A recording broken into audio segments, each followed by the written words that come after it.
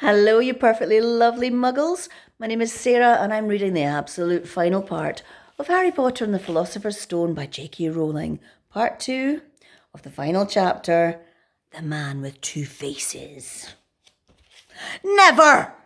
Harry sprang towards the flame door, but Voldemort screamed, "Seize him!" And next second, Harry felt Quirrell's hand close on his wrist. At once, a needle-sharp pain seared across Harry's scar. His head felt as though it was about to split in two. He yelled, struggling with all his might, and to his surprise, Quirrell let go of him. The pain in his head lessened. He looked around wildly to see where Quirrell had gone, and saw him hunched in pain. Looking at his fingers, they were blistering before his eyes. "Seize him! Seize him!" shrieked Voldemort again, and Quirrell lunged, knocking Harry clean off his feet, landing on top of him, both hands around Harry's neck. Harry's scar was almost blinding him with pain, yet he could see Quirrell howling in agony. "Master, I cannot hold him. My hands! My hands!" And Quirrell, though pinning Harry to the ground with his knees, let go of his neck and stared, bewildered at his own palms. Harry could see that they looked burnt, red, raw, shiny. "Then kill him, fool, and be done!" shrieked Voldemort. Quirrell raised his hand to perform a deadly curse, but Harry, by instinct, reached up and grabbed Quirrell's face. Quirrell rolled off him, his face blistering too, and then Harry knew. Quirrell couldn't touch his bare skin, not without suffering terrible pain. His only chance was to keep hold of Quirrell, keep him in enough pain to stop him doing a curse. Harry jumped to his feet, caught Quirrell by the arm and hung on as tight as he could. Quirrell screamed and tried to throw Harry off, but the pain in Harry's head was building. He couldn't see, he could only hear Quirrell's terrible shrieks and Voldemort's yells of "Kill him, kill him!" And other voices, maybe Harry's own head, crying, "Harry, Harry!" He felt Quirrell's arms wrenched from his grasp, knew that all was lost, and he fell into blackness, down, down, down. Something gold was glistening just above him. The snitch! He tried to catch it, but his arms were too heavy. He blinked. It wasn't the snitch at all, it was a pair of glasses. How strange. He blinked again. The smiling face of Albus Dumbledore swam into view above him. "Good afternoon, Harry," said Dumbledore. Harry stared at him, then he remembered. "Sir, the stone. It was Quirrell. He's got the stone. Sir, quick!" "Calm yourself, dear boy. You're a little behind the times," said Dumbledore. "Quirrell does not have the stone." "Then who does? Sir, Harry, please relax, or Madame Pomfrey will have me thrown out." Harry swallowed and looked around him. He realised he must be in the hospital wing. He was lying in a bed with white linen sheets, and next to him was a table piled high with what looked like half the sweet shop. "Tokens from your friends and admirers," said Dumbledore. "What happened in the dungeons between you and Professor Quirrell is a complete secret. So naturally, the whole school knows. I believe your friends, Mr. Fred and George Weasley, were responsible for trying to send you a lavatory seat. No doubt they thought it would amuse you. But Madame Pomfrey, however, felt it might not be very hygienic, so she confiscated it. How long have I been in here?" 3 days. Mr. Ron Weasley and Miss Granger will be most relieved that you've come round. They have been extremely worried." "But, sir, the stone—" "I see you are not to be distracted. Very well. The stone. Professor Quirrell did not manage to take it from you. I arrived in time to prevent that, although you were doing very well on your own, I must say." You got there? You got Hermione's owl?" "It must have crossed in mid-air. No sooner had I reached London than it became clear to me that the place that I should be in was the one that I'd just left. So I arrived just in time to pull Quirrell off you." "It was you?" "I feared I might be too late." "You nearly were. I couldn't have kept him off the stone much longer." "Not the stone, boy. You. The effort involved nearly killed you." For one moment, terrible moment there, I was afraid that it had. As for the stone, it has been destroyed." "Destroyed?" said Harry blankly. "But your friend, Nicholas Flamel—" "Oh, you know about Nicholas," said Dumbledore, sounding quite delighted.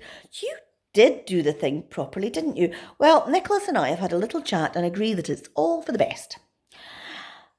But that means he and his wife will die, won't they? They have enough elixir stored away to set their affairs in order, and then, yes, they will die." Dumbledore smiled at the look of amazement on Harry's face. "To one as young as you, I'm sure it seems incredible, but to Nicholas and Perenelle, it really is like going to bed after a very long day. After all, to the well-organised mind, death is but the next great adventure. You know, the stone really was not such a wonderful thing. As much money and life as you could want. The two things most human beings would choose above all.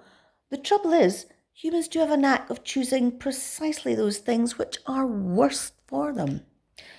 Harry lay there, lost for words. Dumbledore hummed a little and smiled at the ceiling.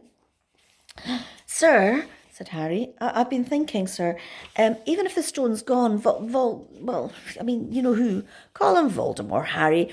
Always use the proper name for things. Fear of a name increases fear of the thing itself." "Yes, sir, well, Voldemort's going to try other ways of coming back, isn't he? I mean, he hasn't gone, has he?" "No, Harry, he has not. He is still out there somewhere, perhaps looking for another body to share. Not being truly alive, he cannot be killed. He left Quirrell to die. He shows just as little mercy to his followers as to his enemies.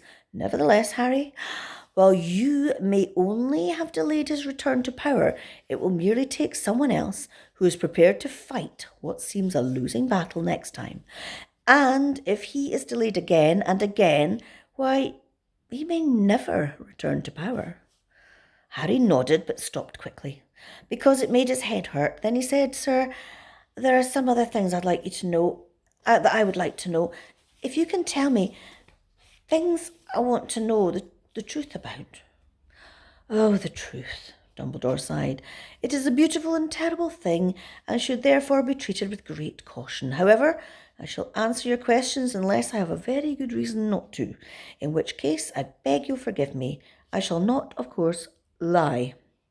Well, Voldemort said that he only killed my mother because she tried to stop him killing me. But why would he want to kill me in the first place?"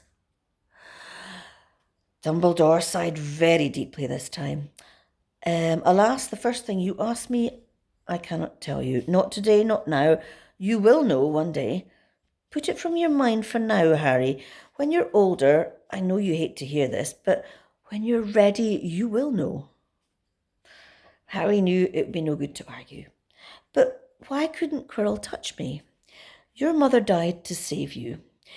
If there is one thing Voldemort cannot understand, it is love. He didn't realise that love, as powerful as your mother's for you, leaves its own mark. Not a scar, no visible sign. To have been loved so deeply, even though the person who loved us is gone, will give us some protection forever. It's in your very skin. Quirrell, full of hatred, greed and ambition, sharing his soul with Voldemort, couldn't touch you for this reason. It was agony to touch a person marked by something so good." Dumbledore was now becoming very interested in a bird outside the windowsill, which gave Harry time to dry his eyes on the sheet. When he'd found his voice again, Harry said, "And the invisibility cloak, do you know who sent it to me?" "Ah, your father happened to leave it in my possession, and I thought you might like it." Dumbledore's eyes twinkled. "Useful things. Your father used it mainly for sneaking off to the kitchen to steal food when he was here." "And there's something else." "Fire away." "Quirrell said Snape. Professor Snape, Harry." "Yes, him. Quirrell said he hates me because he hated my father. Is that true?" "Well, they did rather detest each other, not unlike yourself and Mr. Malfoy. And then your father did something that Snape could never forgive." "What?" "He saved his life." "What?" "Yes," said Dumbledore dreamily. "Funny the way people's minds work, isn't it? Professor Snape couldn't bear being in your father's debt. I do believe he worked so hard to protect you this year because he felt that would make him and your father quits. Then he could go back to hating your father's memory in peace. Harry tried to understand this, but it made his head pound, so he stopped. Sir, just one more thing. Just the one? How did I get the stone out of the mirror? Now, I am glad you asked me that. It was one of my more brilliant ideas. And between you and me, that is saying something. You see, only one who wanted to find the stone find it, but not use it would be able to get it. Otherwise, they'd just see themselves making gold or drinking elixir of life. My brain surprises me sometimes. Now, enough questions. I suggest you make a start on those sweets. Bertie Bott's ever-flavoured beans. I was unfortunate enough in my youth to come across a vomit-flavoured one, and since then I'm afraid I've rather lost my liking for them. But I think I'll be safe with a nice toffee, don't you? He smiled and popped the golden brown bean into his mouth. Then he choked and said, Alas, earwax.